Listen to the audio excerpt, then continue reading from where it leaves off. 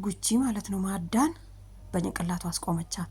ዘይት ላርጎ ዱቄት አስቀባቻት ማለት ነው። ሰላም ጤና ይስጥልኝ ውድ የተከበራችሁ ቤተሰቦች እንዴት ናችሁ? ደህና ናችሁ? እኔ ያለው እግዚአብሔር ይመስገን።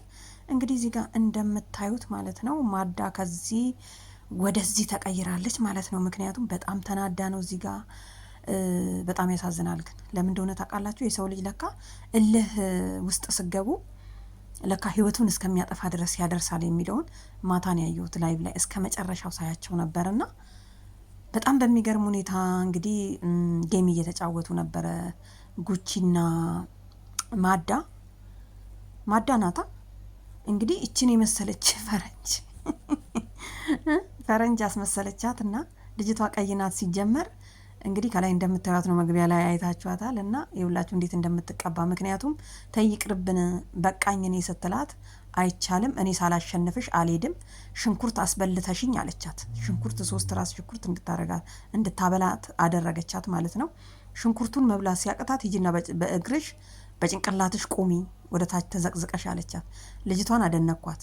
ምክንያቱም አስባችሁታል እንደዚህ ተዘቅዝቆ ለስንት ያህል ደቂቃ ነው መቆየት አይደለም ለ1 ደቂቃ ራሱ ይከብዳል። እና እሱን ደግሞ በጭንቅላቷ ቆማ ስታበቃ አሁንም መጣች ተሸነፈችና መጀመሪያም ሻወር ውሰጂ ተባለችና በላርጉ በዘይት በዱቄት አያሳዝንም። በሱ ደግሞ ስጨርስ ተመልሳ መጣችና ሽንኩርት ቢያለቻት አሁንም አሸነፈቻት ማለት ነው። 4 ነው 3 ያሸነፈቻት። በጣም ያሳዝናል። እሷ በጣም ተናደደች፣ እልህ ውስጥ ገባች። ሳላሸንፍሽማ አልወጣም። አንዳንድ ጊዜ ምን እንደሆነ ታውቃላችሁ? ይውላችሁ እዚህ ጋር ደግሞ በእግሯ ቆማ ነው የሆነ እልህ ውስጥ ገብተን ህይወታችን ለካ ሰዎች ሚስታቸውን በቁማር ተበሉ። ያው ወንዶች ናቸው ደግሞ ሴቶች አይደሉም። ወንዶችማ ሁሌ ነው ሚስታቸውን የሚያስበሉት። እኔ ራሱ በጣም ጋዜጠኞቹ ሄደው ቤታቸው እንትን ሲሉ አይቼ ነበር። እኔ ራሱ ቪዲዮ ሰርቼ ነበር የሆነ ጊዜ ማለት ነው ሚስቱን በቁማር እንዳስበላ። ይሄ ከሱ ምንም ነገር የሚተናነስ ነገር የለም። ምክንያቱም ልጅቷ እልህ ውስጥ ገባች። እኔ ሳላሸንፍሽ አትወጪም ብላ ያዘቻት ማለት ነው። አያችሁ እዚህ ጋር በጭንቅላቷ ቆመች። ጎበዝ ጀግና ናት በነገራችን ላይ። አሁን እቺ ልጅ ጉቺን ብትላት ኖሮ ጉቺ እንዴት ትቆማለች? አሁን ትቆማለች ብዬ አላስብም። ሌላ ነገር ከሰራች ነው እንጂ ቁጭ ብድግ አስደረገቻት። ወንበር ይዛ ቁጭ ብድግ አስደረገቻት። ምን ያላደረገቻት ነገር አለ እናንተ? ስለዚህ ልጅቷ እልህ ያዛት። እንግዲህ ይሄን የመሰለ ጸጉር አስቡት ወዴት እንደተቀየረ ታዩታላችሁ፣ አይታችሁታል። እኔ ግን በጣም አሳዝናኛለች በእውነት። እኔ ግን እንዲህ አይነት ነገር እኔ ቢቀር ብዬ ነው የማስበው ማለት ነው። ይሄ እኮ ከቁማር አይተናነስም። ከዚህ ሁሉ ጌሙ ያኛው የአንበሳው ጌም ሳይሻል አይቀርም ከዚህ ከቅጣቱ ጌም። እና በወቅቱ ልጅቷ ጓደኞቿ አልነበሩም እና ጉቺ ራሱ አንድ ልጅ ነበረ እንድታሸንፍ ብሎ ወይም ደግሞ እንዳትቀጣ ብሎ ጊፍት ሲሰጣት የነበረው ማለት ነው። እስከ መጨረሻው ልትቀጣ ስትል ጣል ያረግላታል፣ ልትቀጣ ስትል ጣል ያረግላታል ማለት ነውና እንደምንም ብላ ያው ከቅጣቱ ድናለች። እኔማ እሷ ስትቀጣ ማየት አለብኝ ብዬ ነበረ፣ ግን አልቻልኩም። ምክንያቱም ልጅቷም አልቻለችም፣ ወጣች። ግን ጠብቂኝ ብላ ማለት ነውና ልጅቷ በጣም ያመረረች ናት አሉ። ከማሜ ጋር ራሱ ማሜን ስትቀጣ ማይቀጣ ነገር ነው የምትቀጣው። ጉቺም አማራታለች። እና አንዳንድ ጊዜ ለሰዎች ስንራራ ለሰዎች እንትን እንላለና እዚህ ጋር እንደዚህ ሆና ምን እንደምትል ታውቃላችሁ? ትው ላግኝሽ እንደው ላግኝሽ ሞቻለሁ እልዋን ማለት ነው።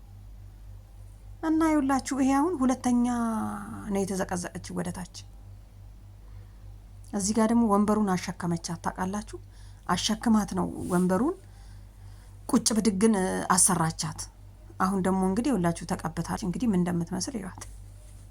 ጨምድዷት ምናምን ተናዳለች፣ እርር ብላለች፣ አትናገርም ምናምን። ጊፍት ስጡኝ ስትል ራሱ የእሷ ጀለሶች አልመጡም የሉ። ገባችሁ እንጂ በፊት በጣም ነው አሉ ሰዎችን የምትቀጣው። ምስኪን እኔማ አሳዘነችኝ። እኔ ሲም እንኳን ካርድ የለኝም አይደለም እንኳን ጊፍት ልሰጥሽ። ቢኖር ይኖሮ ለሷ ነበር የምሰጠው ማታ። አያችሁ እንዴት እንደምትለቀለቅ። ምክንያቱም ሰውን አርጉ ካለች ያደረገችውን ነገር እንደማትምር ስለምታውቅ አድርጊ ስትባል ታደርጋለች። ሽንኩርቱን እንዴት ትብላው? ደግሞ ደረቅ ነው ሽንኩርቱ ራሱ። ይሄ ቀይ ሽንኩርት እናቴ አንዴ ከሽ ስታረግ አልቻለችም፣ ደገመችና አሁንም በጭንቅላቷ መቆምና በወንበር ቁጭ ብድግ ማለትን አስመረጠቻት ማለት ነው።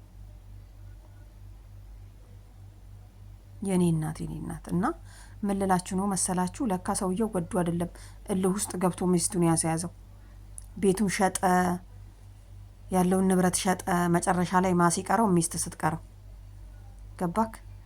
ስለዚህ ሚስቱን አስያዘና መጨረሻ ላይ እንግዲህ ሚስቱ ሄደች ማለት ነው። ብቻውን ቀረ ውጪ ጎዳና ላይ እና የሆነ እልህ እንዲህ አይነት ነገር በጣም የሚገርመኝ ሳልቀጣሽ አትሄጃትም አለች። ጸጉሯን ይዩት በላርጎ በዘይት አስባችሁታል? በዱቄት አፏንና አፏን ራሱ አጣብቋታል ከእንትኑ አንስቶ ማለት ነው ከመድረቁ የተነሳ ወይኔ